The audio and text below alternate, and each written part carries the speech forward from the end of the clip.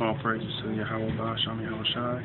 Double honors to the elders of GMS for showing me this great truth. And shalom to all my brothers in the four corners pumping out this truth with sincerity, long suffering, and longevity. And we're going to get up on the Egyptology because Brother Polite wants to bring his two nose and stuff, and he almost got converted by his own mouth. And that came out of his own mouth that he almost been converted. We're going to go with the one that he went with.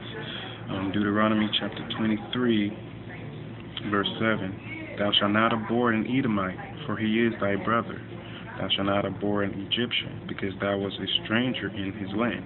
The children that are begotten of them shall enter into the congregation of the Lord in their third generation. Well, we know what this third generation is. Third generation came from 1 Kings chapter 11, verse 1. But King Solomon loved many strange women, together with the daughter of Pharaoh. The daughter of Pharaoh is who? Egypt. Women of the Moabites and the Ammonites. But the Most High said the Moabites and the Ammonites are not going to get in until their 10th generation. Alright? The Edomites, the Zidonites, and the Hittites. The Zidonites and the Hittites are more African tribes. Alright? Of these nations concerning which the Lord said unto the children of Israel, ye shall not go in to them, neither shall they come unto you, for surely they will turn away your heart after the gods.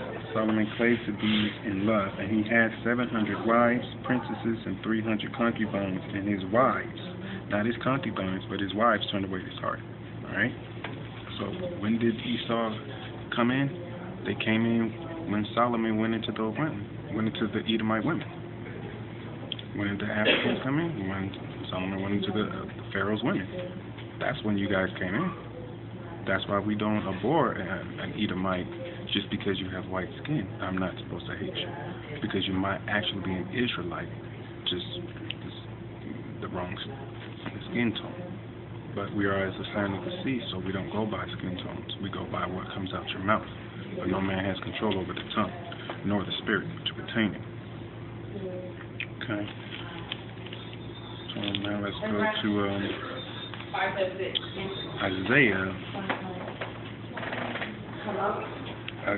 chapter 30, verse 1. Now this is to you, Brother Polite. Woe to the rebellious children, saith the Lord, that take counsel, but not of me, and that cover with the covering, but not of my spirit, that they may add sin to sin, that walk to go down into Egypt, and had not asked at my mouth to strengthen themselves in the strength of Pharaoh, and to trust in the shadow of Egypt. Therefore shall the strength of Pharaoh, Brother Polite, and the rest of you brothers that want to do Egyptology, shall be your shame, and the trust in the shadow of Egypt, your confusion. Alright?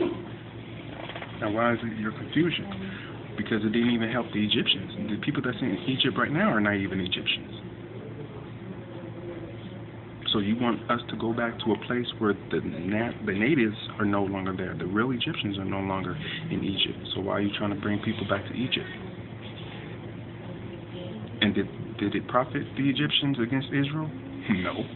They didn't give them no profit. The Most High gave them plagues and blessed us. Same thing he did with the Moabites. And it's the same thing he's going to do here, because America is just nothing but the Israelites. The slave camp for the Israelites.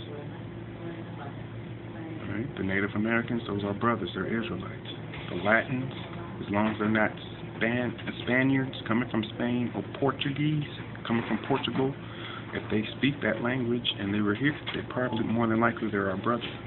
I don't know exactly what tribe they are, but based on where they stand at, we can decide somewhat where the tribe is at.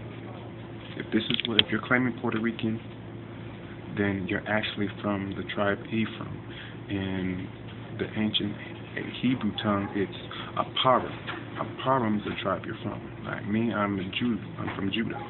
I'm a Judite. I'm a Jew, a true Jew. Right? My ancient name is Yahweh. Okay? That's how in Genesis chapter 29, verse 35, Leah praised the Lord and said, I will call him Judah, or I will praise Yahweh, and I will call him Yahweh. Alright? Basically, this is a straight shot to all those that want to do Egypt and Egyptology. And the Moors, can't forget about the Moors. And the ones that want to do Muslim and worship Muhammad, well, Muhammad got his stuff from us, man. So why you worshiping the knockoff? And then he gonna have you worshiping what? A Kaaba song. Come on now, man. Stop. Isaiah chapter 31, verse 1. Woe to them that go down to Egypt for help,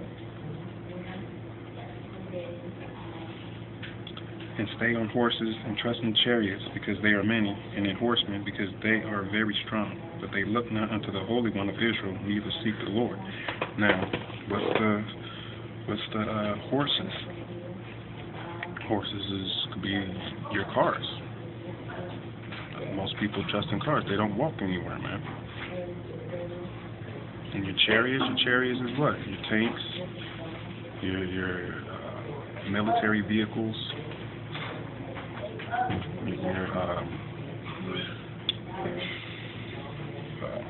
your airplanes. Those are all chariots, man. Okay? And your car has what? Horsepower. Those are your horses. It hasn't changed. Things that Yahweh Hashem Yahushua has put in here is the same thing that's out here, because he made everything. It's one and the same.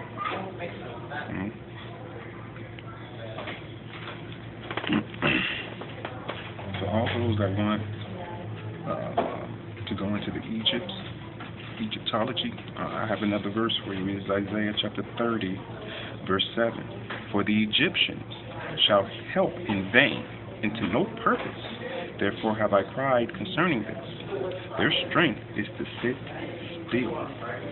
So Brother Polite and the rest of you brothers, if you really want to know the truth, continue to study under the elders of GMS. And stop talking smack. Because your strength is supposed to sit still. And that's not my words. This is the words of the Heavenly Father. If you think I'm bullshitting, look at it. For the Egyptians shall help in vain and to no purpose. Therefore have I cried concerning this. Their strength is to sit still. Like we said, we do everything out of the Bible, man. Alright? This is just basically a straight shot at all those wannabe Moors, Muslims, that's Israelites. Now, if you're of another nationality, I'm not concerned with you. You can keep doing the heck what you want to do. I don't care. But if you're an Israelite, stop doing that. Because all you're doing is pissing off our Father. And he's not going to be mad at us. He's going to take it out on you. For he said that 2/3 of his people shall die. All the other nations are going to get burned up too, but we're going to save a remnant of each nation for slaves. And the only ones that's going to get true salvation is Israel. Everybody else either going to die or be a slave. And if you die, when you come back in reincarnation, you're going to come back being a slave. Because that is our heaven. Esau's being a slave is our heaven. Just like us being a slave is Esau's heaven, and this, as right now in America, this is our hell. So you're living in hell, okay? That's living in hell. Now once you die, then you go into the grave. You go into hell. For hell is just a grave. Sheol is just a grave. Look up words, my people. Understand. Break down the word. And understand who your enemy is. Alright? As some of Israel, you are our enemy. Even though you're Israel. Alright? That's basically what I wanted to get into. Really is basically the Egyptology, and don't go to any other philosophy. A lot of people want to go and do the Rastafarians. But the Rastafarians are not going to give you the name, so there's no point in you dozing into that. If you are Rastafarian, you need to understand the true scriptures. And don't give me no bullshit, alright? If you don't know how to speak ancient Hebrew, you should shut your mouth. But like I said, if I say La'asa Ratazak, what did I just say? Most of y'all don't know. Now the people that understand ancient Hebrew, they'll say, he just said, no thou murder, which is a commandment. It's not, thou shalt not kill, for we kill animals, and we kill our enemies. It's thou shalt not murder. There's a difference. Alright? So study words,